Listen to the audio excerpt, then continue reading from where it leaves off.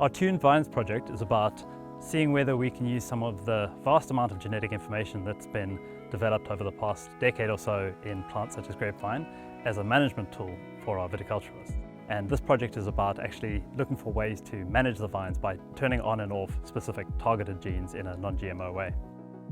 You're not adding in any genes or taking away any genes, you're simply applying a molecule that will hopefully turn the gene off and it will then later turn back on again.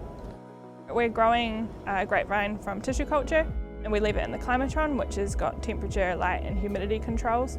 Then we're going to apply a double-stranded RNA, so a synthetic molecule, as either a root dip or an airbrush. We hope to be able to demonstrate that we can actually prime a plant for a stress response. So for example, if we know that there isn't going to be the opportunity to water the plants for the next couple of weeks, we want to be able to prime the plants for drought to increase their hardiness.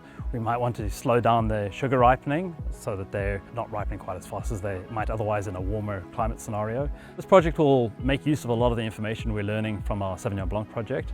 We're doing a lot of sequencing on a hugely diverse group of plants, and this project will be using that information about which genes control which traits to develop some targets for changing trait expression in the vines.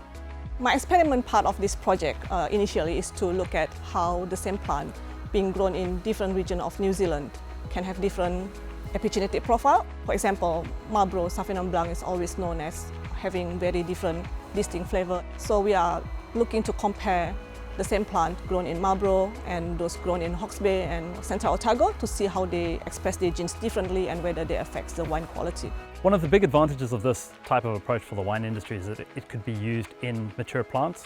So unlike a project to replace the material, the goal is to be able to go into a vineyard that's already established and to be able to prime the plants for something like a slower ripening.